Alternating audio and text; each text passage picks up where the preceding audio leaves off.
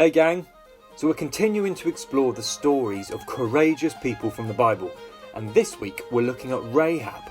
Now Rahab is in the book of Joshua, which is in the Old Testament section of the Bible, and she is an important figure in both Judaism and Christianity. In fact, she was one of Jesus' ancestors. Now Rahab was a Canaanite woman, and the Canaanites and the Jewish people were enemies. In fact, they were about to go to war with each other. Rahab owned a tavern in the Canaanite city of Jericho, which makes her a pretty unusual biblical character. You see, at the time the Bible was written, women were considered less equal than men. Their job was to get married and look after their family, certainly not to be a single woman running a business. So we already know that Rahab is a pretty bold character for defying the standards and conventions of her time. Anyway, one day, two Jewish spies sneak into Jericho to try and discover how big the Canaanite army is. They call into Rahab's tavern when word reaches them that the Canaanite soldiers have discovered them and are heading their way. Rahab, knowing that the two strangers face certain death if they are caught, agrees to hide them. She quickly takes them upstairs to the flat roof where she covers them with reeds and then returns to the bar to await the soldiers. When the soldiers burst in looking for the spies, Rahab courageously keeps her cool and manages to convince them that they're just barking up the wrong tree and should look somewhere else in the city. She then waits until nightfall and helps the two strangers escape by lowering them over the city walls to freedom.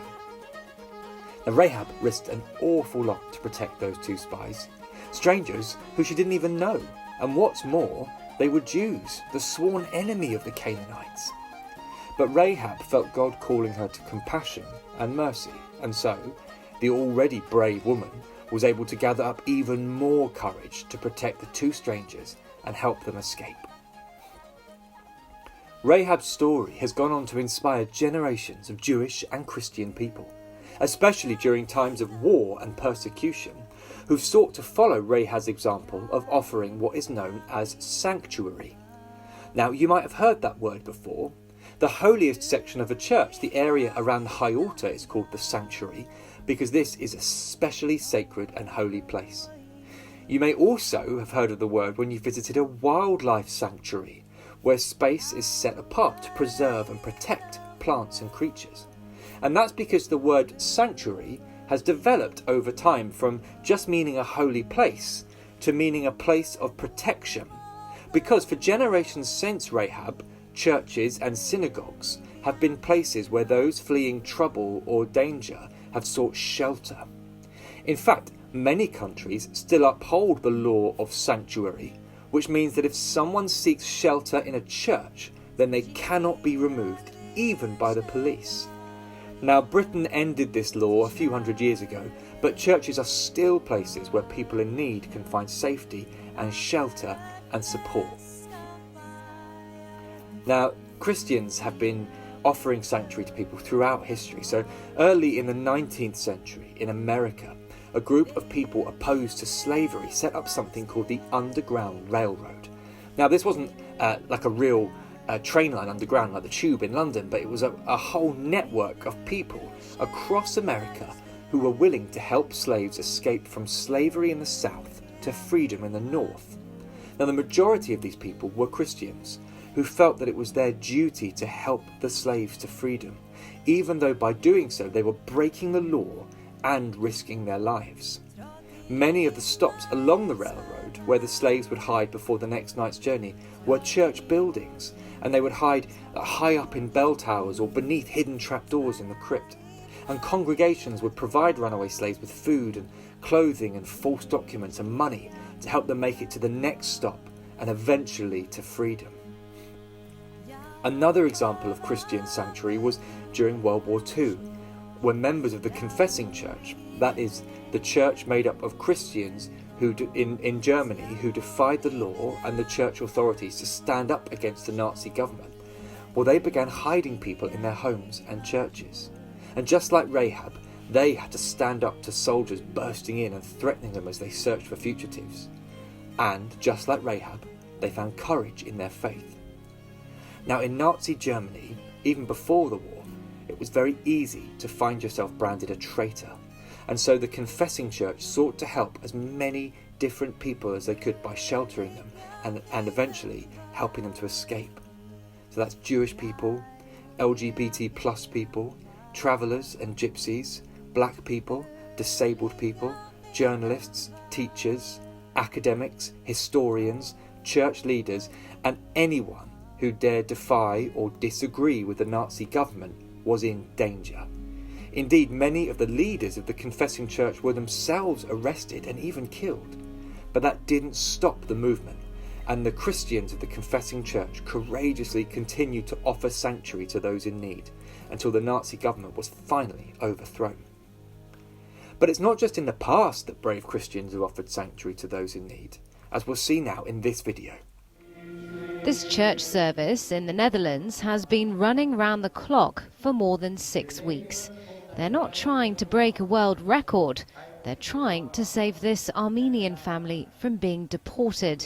I really don't know what the outcome will be, but we hope we can stay here because this is our home. This is where we belong. And my brother, my sister and I grew up in the Netherlands, and we have been living here for almost 9 years. Under Dutch law, police are barred from entering a place of worship while a ceremony is in progress. So hundreds of supporters from the Netherlands and abroad are holding a service non-stop at the Bethel Church in The Hague. The idea is they'll block the deportation of the Tamrazian family.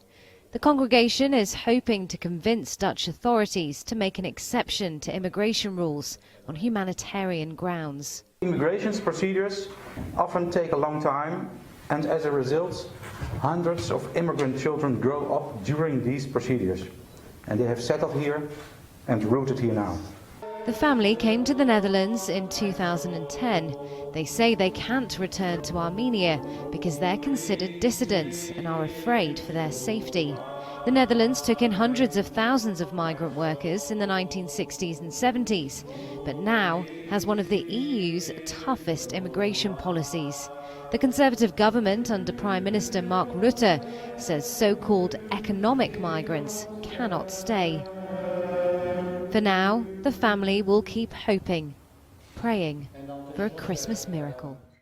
Isn't that amazing? So in the end, that service went on for 96 days straight. That's no breaks, just 96 straight days, 24 hours a day of praise and worship, with Christians coming from all over the world to join in and offer their support. Eventually, the Dutch government gave in and reviewed over 700 cases of children who'd grown up in the Netherlands, having fled there from persecution, and nearly all of them were allowed to stay, including the family in that video. So let's have a few moments silence to think about what it means to have a courageous faith. Like Rahab, and those on the Underground Railroad, and those who defied the Nazis, and the worshippers in the Netherlands. A faith that means we stand up for those who are less fortunate than ourselves.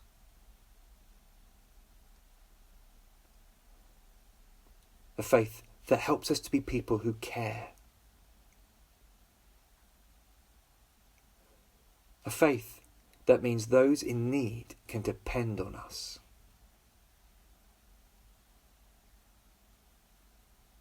A faith that gives us the courage to follow God's commandments to love. And so we say together, Our Father, who art in heaven, hallowed be thy name. Thy kingdom come, thy will be done, in earth as it is in heaven. Give us this day our daily bread, and forgive us our trespasses, as we forgive those who trespass against us. And lead us not into temptation, but deliver us from evil. For the kingdom and the power and the glory are yours, now and forever. Amen. God bless everyone.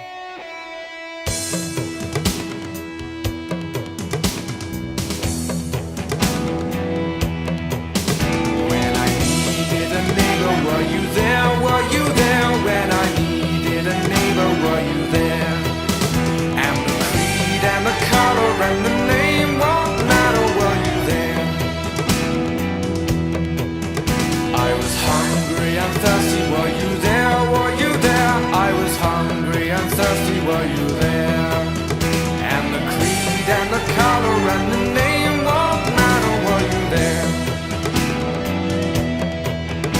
I was cold, I was naked, were you there, were you there? I was cold, I was naked, were you there?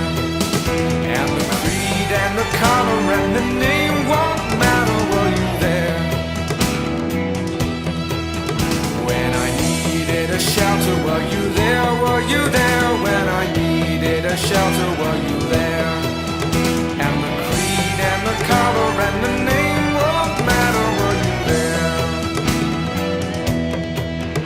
When I needed a healer, were you there, were you there? When I needed a healer, were you there? And the creed and the color and the name won't matter, were you there? Wherever you travel, I'll be there, I'll be there. Wherever you travel, I'll be there. And the creed and the color and the